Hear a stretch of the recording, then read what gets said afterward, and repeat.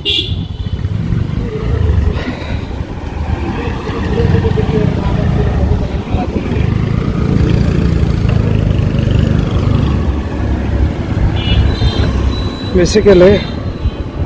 আজকে গাড়িতে তেল যদিও আছে, তারপরেও বের হয়ে গেলাম একটু বাইরে সাইকেল নিয়ে।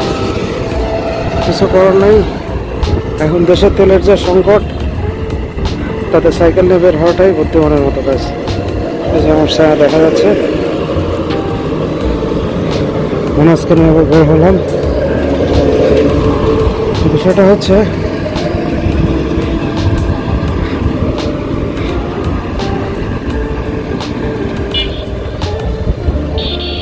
জায়গাটা একটা সাইকেলের হাট বসছে,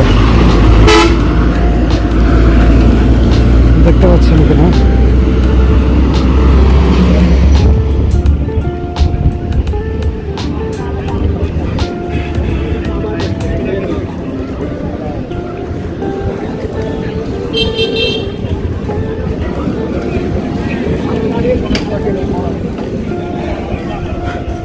প্রতি শুক্রবারে আমি এখানে দেখি যে সাইকেলের হাট বসে। আজকে বিশেষ কোনো টপিক নেই, জাস্ট যাব, আপনাদেরকে দেখাবো হালচাল কি। বর্তমানে যে পরিস্থিতি, তাতে সাইকেল হচ্ছে সব থেকে বেস্ট মাধ্যম চলাফেরা করার জন্য। আমি শুধু একা না,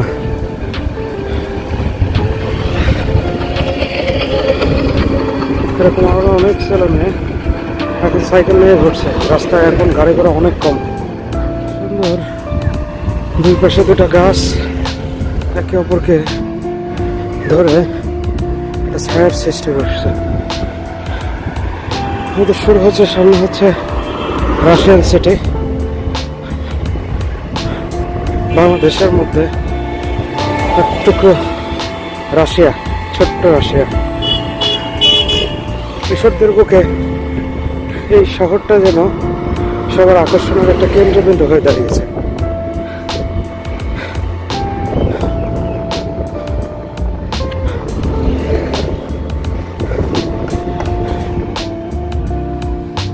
সলেমপুর ডিগ্রি কলেজ হয়ে গেছে, আর অল্প একটু সামনে গেলেই কাঙ্ক্ষিত সেই রাশিয়ান সিটি। এখান থেকে দেখা যাচ্ছে রাশিয়ান সিটি স্টার্ট হলো সামনে। এখানেই বাস করে আমাদের বাংলাদেশের মধ্যে অনেক রাশিয়ান নাগরিক।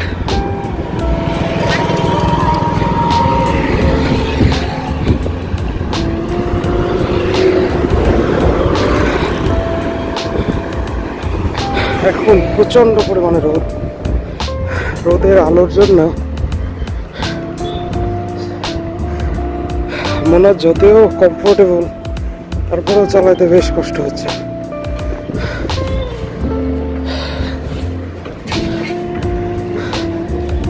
দোকানগুলোতে ইংরেজি, বাংলা এগুলো লেখার পাশাপাশি রাশিয়ান ভাষাতে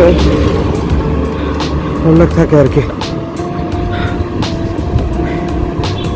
ওকে, চলে আসছে প্রায়।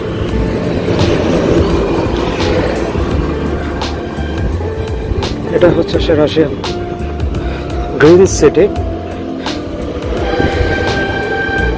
এখানে লেখা আছে ধীরে চলুন, সামনে গ্রিন সিটি।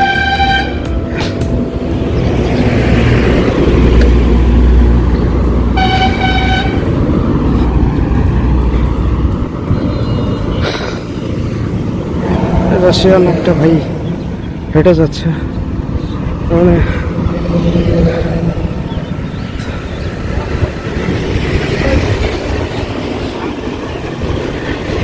এটা সম্ভবত নতুন তৈরি করছে।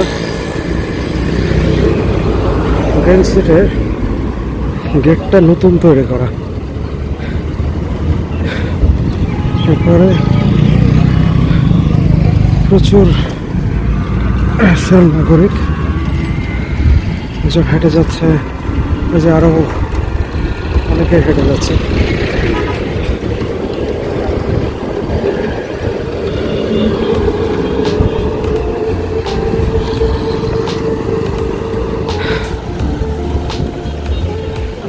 এখানে এরকম ছোট ছোট দোকানগুলো করে উঠছে, যেগুলো বেশ প্রথম প্রথম কম থাকলেও এখন অনেকগুলো।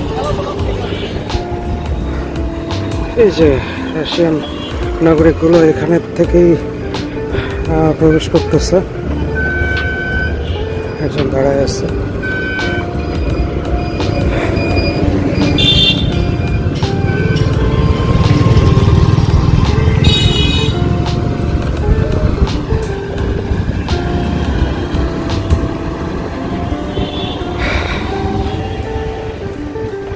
অনেকগুলো ফলের দোকান।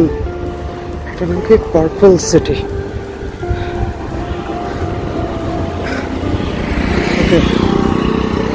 এই তো বাংলাদেশের মধ্যে ছোট্ট একটা রাশিয়ান সিটি, এখনো শেষ হয়নি। এইখানে অনেকগুলো সুন্দর সুন্দর শপিং মল গড়ে উঠেছে, আর এগুলোতে ভালো ব্যবসা হয়।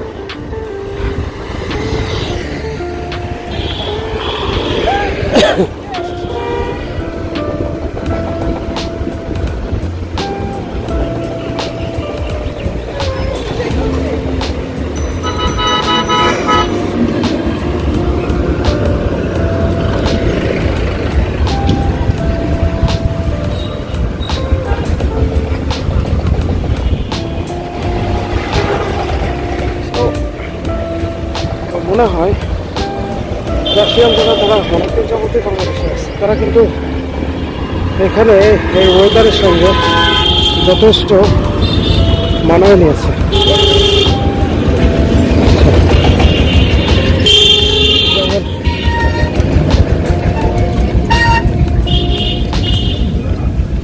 জায়গাটা বের হয়ে যায়।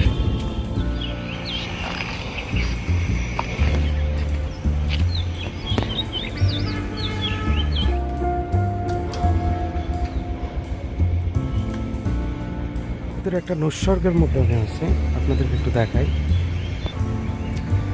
এরকম অসম্ভব সুন্দর একটা জায়গার মধ্যে আমি আছি, কিন্তু প্রবলেম যেটা হচ্ছে সেটা সাইকেলের সিটটা এখনো পর্যন্ত খুব ডিস্টার্ব দিচ্ছে।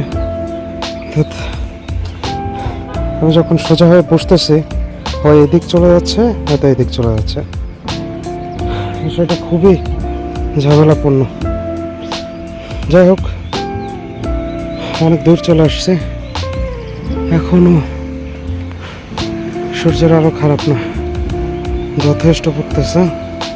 অসাধারণ একটা জায়গার মধ্যে আছে, রৌদ্রের মধ্যে এখানে আর বেশিক্ষণ থাকবো না, চলুন।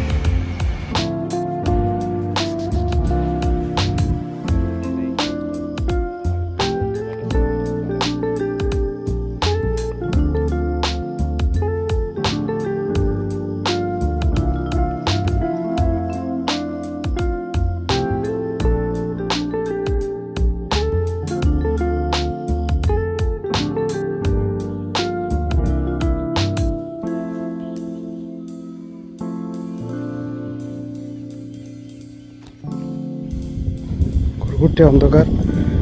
আমি এখন ব্যাগ যাচ্ছি। আজকে সারাদিন যা যা করলাম আপনাদের সঙ্গে কিছু শেয়ার করলাম। তো গত ভিডিওতে পালসার সম্বন্ধে অনেক বিস্তারিত বলছিলাম, কিন্তু ওই ভিডিওটা তেমন একটা কেউ দেখেনি। তো বলবেন কেমন লাগলো আজকে সারাদিন আপনাদের যা যা দেখালাম, ছোট কিছু মুহূর্ত শেয়ার করলাম। ইনশাল্লাহ পরবর্তী ভিডিও না পাওয়া পর্যন্ত আমরা থাকবো ভালো, আমরা থাকবো সুস্থ। আবার দেখা হবে। আসসালামু আলাইকুম। লাস্টে একটা আপগ্রেডের কথা মনে পড়লো। তো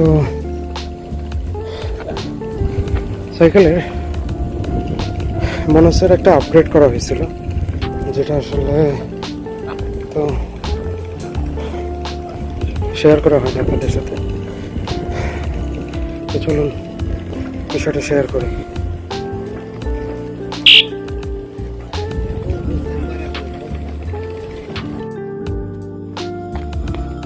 মূলত এই পিছনের জিনিসটা দেখুন কেমন লাগছে।